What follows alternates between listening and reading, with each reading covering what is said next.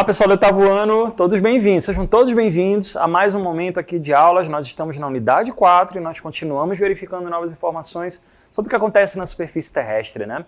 Eu sou o professor Jefferson, vou estar com vocês agora nessa aula que trata aí sobre uma realidade aqui, né, da região onde o Brasil se encontra, que é sobre a América Latina. Aula 33 agora, objeto de conhecimento.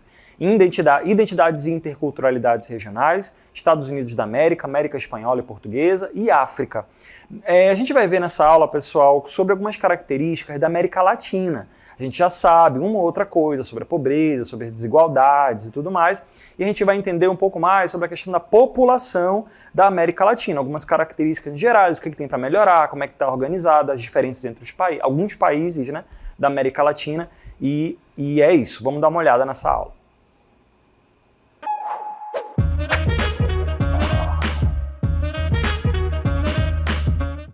Pessoal, a gente já sabe que na América Latina muitas cidades elas se desenvolveram bastante, né? Temos vários exemplos aqui que existem. O próprio Brasil, por exemplo, concentra uma quantidade de pessoas muito grande, né? São Paulo e Rio de Janeiro são grandes metrópoles, formam uma megalópole. Mas na América Latina, de maneira geral, outras cidades também se destacam. Então o que a gente vai verificar nessa aula é exatamente essas características, né? Onde estão distribuídas, como é que é a qualidade de vida em determinados lugares aí dessa região do planeta, né? Que a América Latina ainda é uma área onde muitos desafios ainda precisam ser resolvidos. Então vamos começar, pessoal, verificando sobre a população da América Latina, principalmente com relação a onde estão essas pessoas. Vamos dar uma olhada nessa primeira tela agora, que mostra que o continente americano ele é ocupado de maneira desigual. Como é que a gente fala, o que significa isso, né? De que a área toda que a gente considera como América Latina, ela está sendo povoada de maneira irregular. Tem áreas onde tem muita gente morando e tem outras áreas onde não tem quase ninguém, os chamados vazios demográficos. Na próxima tela a gente vai até ver, né? E até quando a gente observa esse mapa, existe uma concentração muito grande das pessoas vivendo em áreas de litoral, né? Até porque esse foi basicamente o padrão de povoamento desses países no período em que eles começaram a ser explorados, né? Começaram a ser colonizados ali pela Europa. Então, se no caso do Brasil a gente observa que essa parte do Brasil onde fica o Oceano Atlântico foi onde começou o processo de colonização do Brasil, nos países vizinhos nossos aconteceu uma colonização a partir principalmente da Espanha, né? Pelo outro lado, a gente vê ali que a área do litoral dos países vizinhos do Brasil, boa parte deles, a maioria das pessoas está vivendo conectadas ali ao Oceano Pacífico, né, do outro lado ali do continente americano.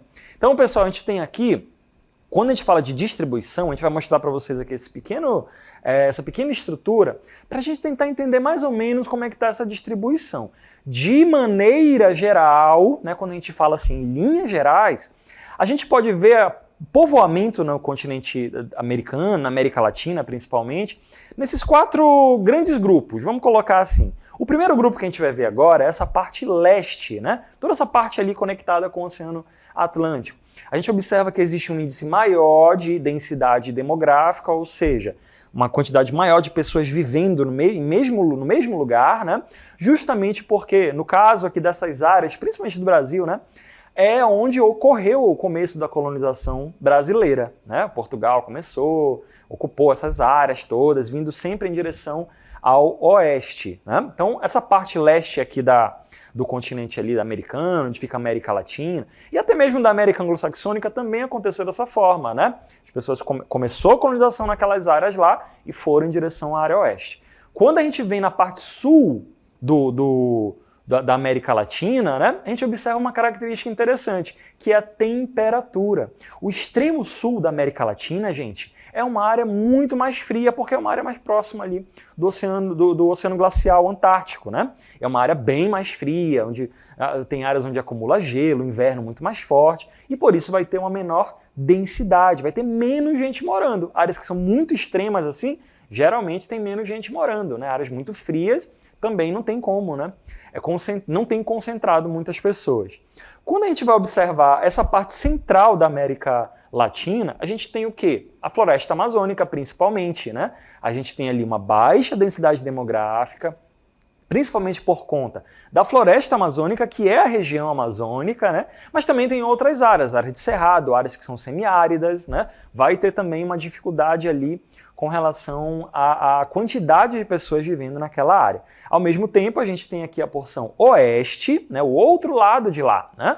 Ao lado onde fica lá o Oceano Pacífico, a gente observa que boa parte dos países por onde passa, né, a porção oeste da América Latina, Peru, Bolívia, Argentina, o Chile, né, são áreas que têm uma presença de montanhas muito grande, a área justamente da famosa Cordilheira dos Andes, né, que é onde fica ali aquelas áreas de montanha, que também é uma área que limita muito para esse povoamento. Então, área muito fria não tem como morar. Área que é muito quente, área de deserto, também é mais difícil concentrar pessoas. E áreas de montanha também. É por isso que boa parte das grandes cidades dos países andinos, né, os países que ficam, vizinhos nossos aqui, eles têm essa característica de ficarem mais perto do Oceano Pacífico, né? Assim como muitas cidades aqui do Brasil, que são muito povoadas, elas ficam no Oceano Atlântico.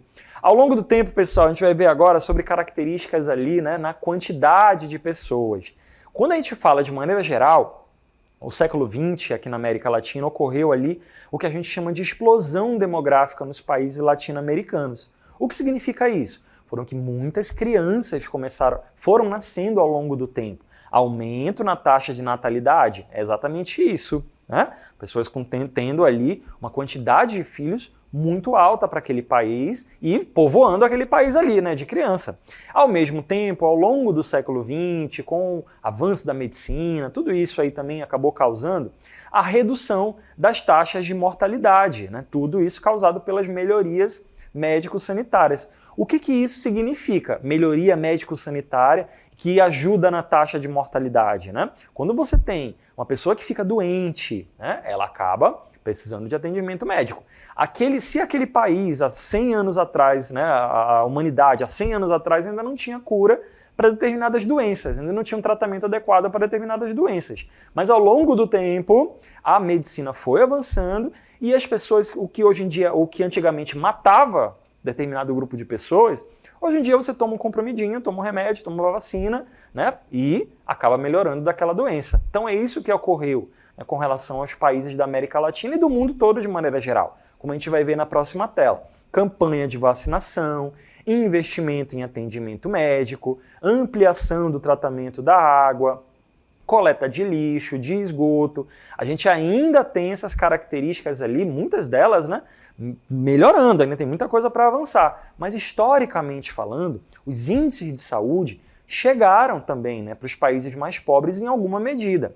E aí você tem aí grande cidade na América Latina onde tem uma distribuição de água tratada, né, onde ela já não permite mais ali acesso a doenças como era antes, né? Então a gente observa ali na grande maioria das grandes cidades uma melhoria de vida nesse sentido.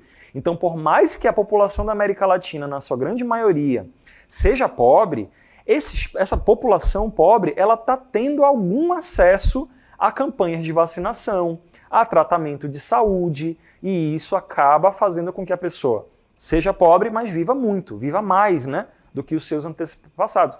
É uma característica muito específica de países que estão em desenvolvimento. Às vezes a cidade cresce muito, mas a população não tem renda, não vive bem, mas ao mesmo tempo governos preocupados ali em atender aquela população e levar determinados atendimentos ali de saúde, né, e de campanhas de maneira geral ali de qualidade de vida, faz com que aquelas pessoas vivam com alguma dignidade, né? Mas a gente ainda tem um problema que a gente vai ver de novo aí na mesma tela, né, que é a questão da distribuição desigual da riqueza. Isso ainda é muito comum nos países da América Latina, né? A gente ainda observa uma pobreza muito grande, quantidade de pessoas vivendo em situação ruim muito alta, né, enquanto uma minoria ainda tem muita grana. Esse é um dos grandes problemas ali da América Latina. Então tem uma quantidade de pessoas pobres muito maior, né? E elas precisam desse tipo de atendimento ali para terem uma melhoria na sua vida. Nessa próxima tela, pessoal, a gente vai ver ali algumas características, por exemplo, de IDH. Vamos dar uma olhada, por exemplo, aqui, esses dois países da América Anglo-Saxônica, é o caso aqui dos Estados Unidos e do Canadá, que eu vou circular de novo aqui agora, né?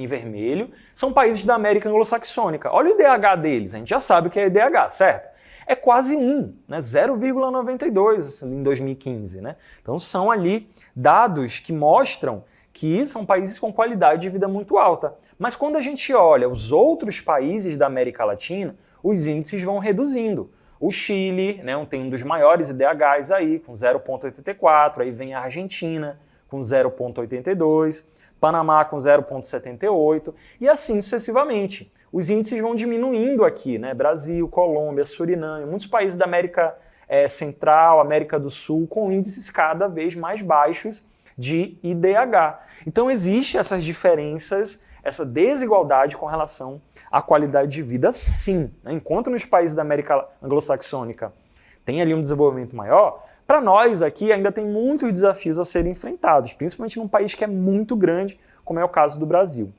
Vamos continuar verificando outras informações na próxima tela com relação a essas características ali da sociedade, né, da população da América Latina, com relação à saúde pública. Apesar dos avanços que aconteceram, né, a gente ainda vê muitas pessoas que têm problemas de acesso à questão de saúde. Né?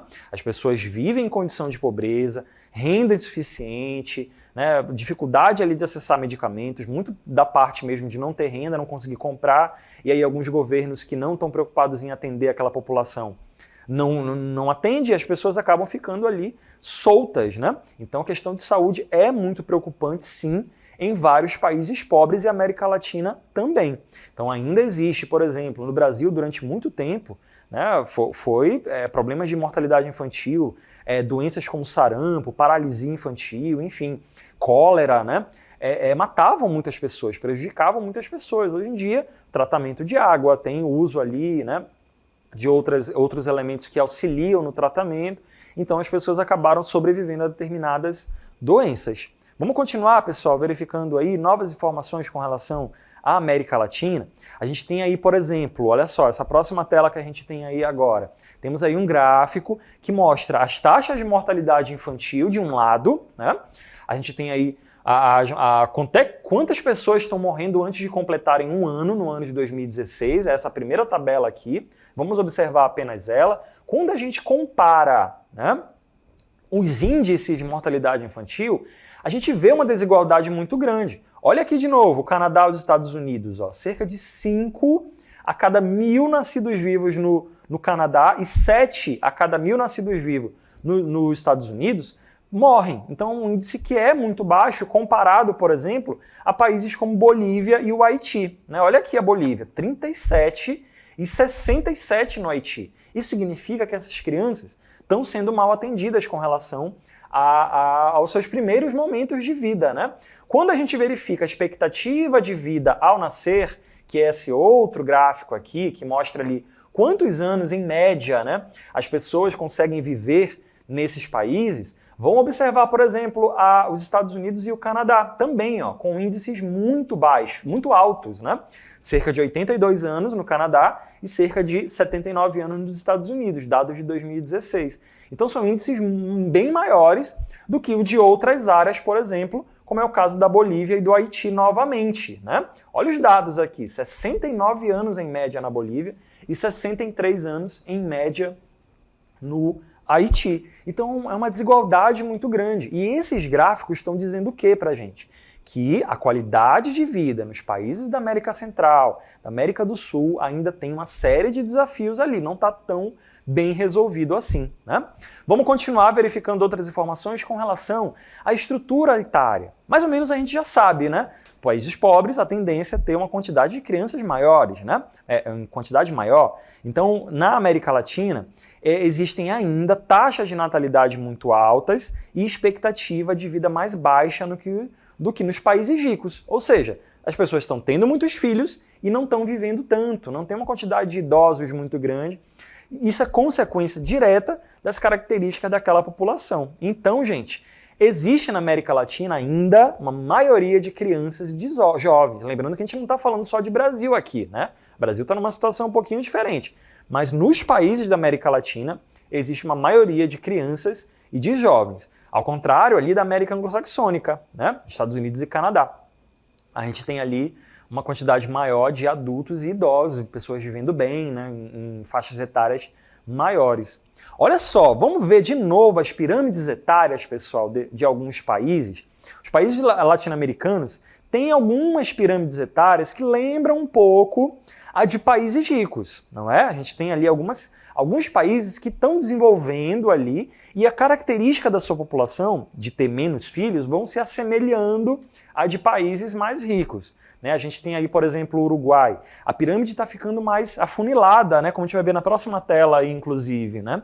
A gente está vendo ali uma quantidade de idosos um pouco maior, né? nessa pirâmide etária, lembrando que essa parte de cima a gente está falando dos idosos, né? Tanto dos homens quanto das mulheres.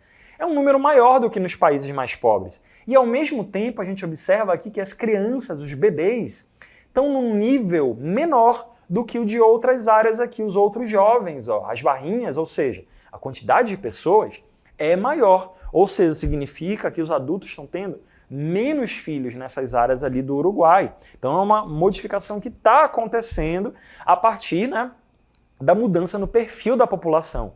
A gente vai até ver de novo agora a gente vai ver essa próxima tela aí que mostra essa próxima tela que mostra esse mesmo gráfico do Uruguai, esse que a gente estava vendo aqui ainda agora, comparado com de outro país da América Latina aqui, ó, a Guatemala, né? Lá na América Central. Olha como o perfil da população é diferente. No Uruguai tem uma quantidade maior de pessoas, no Uruguai tem ali uma quantidade de crianças e adultos, jovens adultos bem mais elevada, diferente, por exemplo, da Guatemala, onde a maioria das pessoas ainda é formada por crianças e jovens. Né? E olha os idosos aqui, ó, em quantidade muito reduzida.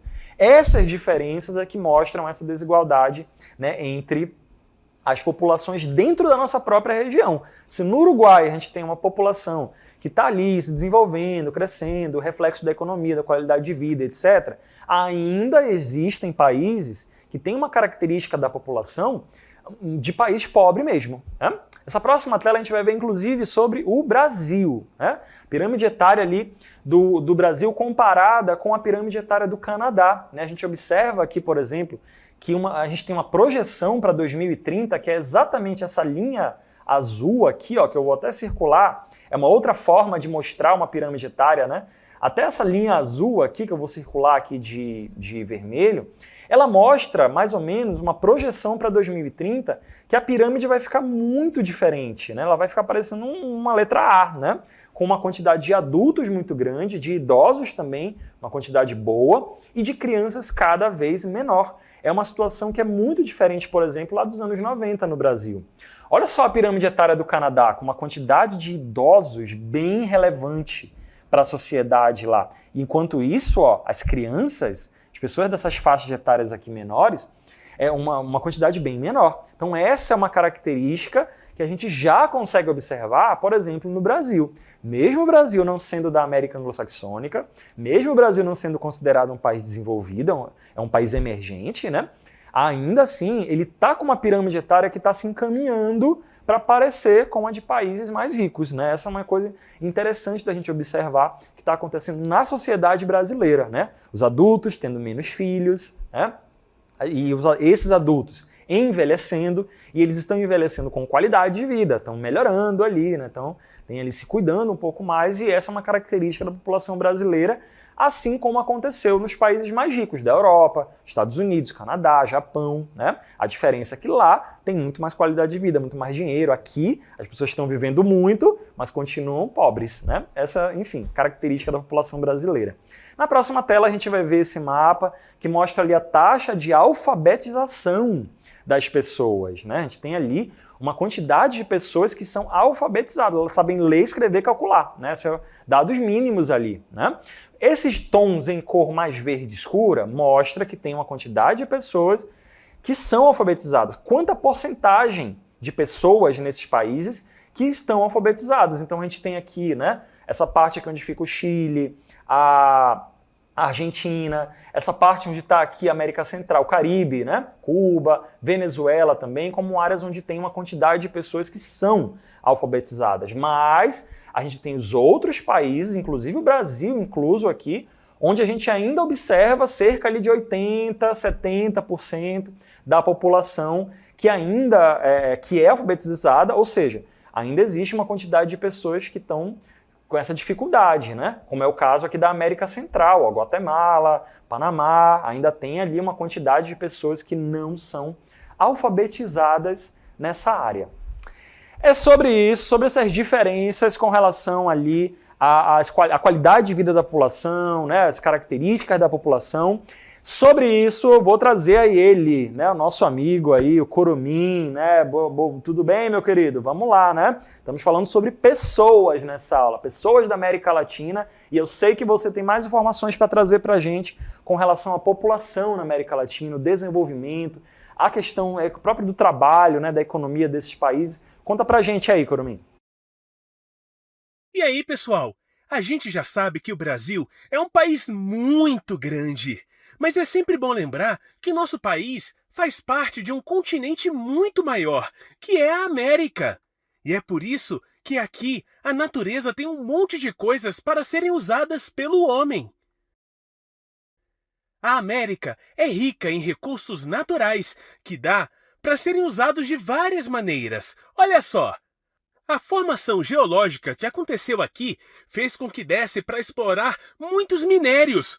Também tem os dois oceanos, o Pacífico e o Atlântico, que banham a costa leste e a oeste da América e permitem que tenha muita pesca. Os muitos rios do continente são geralmente usados para a geração de energia elétrica das hidrelétricas. Tem também os diversos tipos de clima e de solo que ajudam na prática da agropecuária em vários países. Isso sem falar das espécies vegetais da América, que são aproveitadas pelas indústrias de medicamentos e de cosméticos que as pessoas usam. A economia de muitos países da América Latina, tipo a Bolívia, a Jamaica, o Equador e a Venezuela, depende muito da extração e da exportação dos minérios.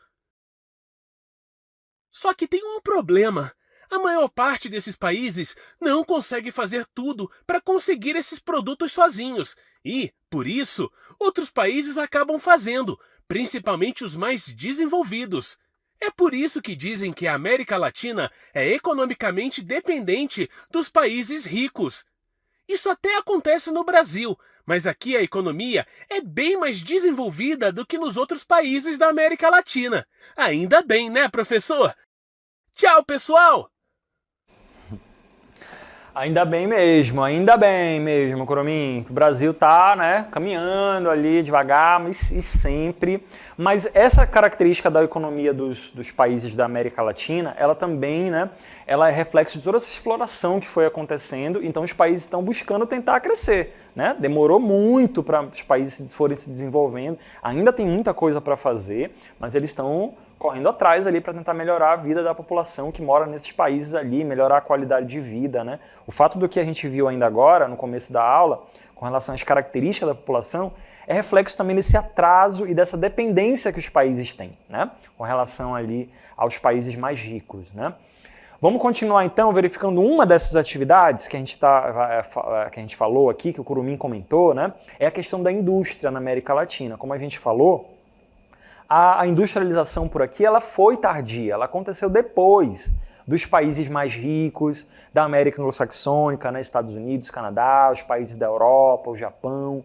E a gente tem o México, o Brasil e a Argentina como sendo as principais áreas industriais dessa região do mundo, né? A gente tem essa característica ali de que esses países vão ter uma economia mais diversificada, né? Não vai ser assim, dependendo só de uma coisa, né? Tem países que dependem só de uma coisa, né? Mas tem países ali que têm formas diferentes de gerar riqueza. É isso que a gente fala de economia diversificada. No caso do Brasil, o Brasil tem uma produção agropecuária boa, mas também tem uma produção industrial bacana. Inclusive, em dados de 2024, a produção industrial do Brasil tem crescido, né? E os serviços também, comércio, né? As lojas, os mercados, as pessoas que fazem serviços, isso também é importante para uma economia. Agora, um país que só depende de uma coisa, por exemplo, país que depende só de gás, do gasoduto, país que depende só de petróleo, né? Se acontecer alguma coisa, Se acabar as reservas desse país, ele não vai ter mais, né? Na próxima tela a gente vai ver mais informações ali, né? Como a gente falou, o chamado setor terciário, que é os serviços, né? Comércio, serviços, é importante para a economia de todos os países, mas na América Latina também, né? As grandes cidades ali, tem muitas pessoas que trabalham em comércio, trabalham com as vendas, ou são proprietárias de alguma coisa, né? Então isso acaba sendo muito grande em paisagens urbanas como essa daí. Olha essa imagem que vocês estão vendo aí na tela, né?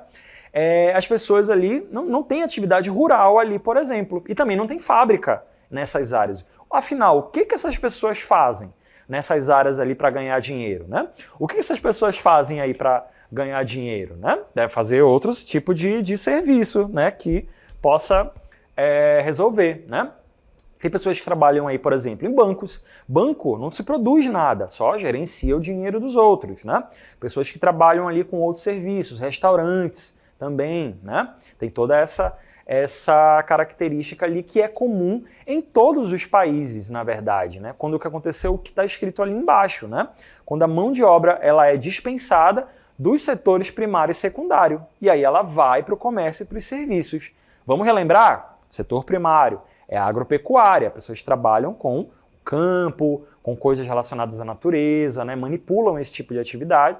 O setor secundário é aquele que trabalha com as indústrias, né? As indústrias de todos os tipos, pessoas trabalham com as máquinas lá e tudo mais, e o comércio e serviços é o setor terciário, que é muito importante nas grandes cidades principalmente. Então as pessoas saem do campo, vão para as cidades, né, ao longo da história para trabalhar nessas áreas, né, para ter esse tipo fazer esse tipo de atividade, né, também tem sido muito comum, tanto no Brasil, quanto lá no Peru, no Chile, né, na Argentina, esse tipo de atividade acaba sendo muito importante.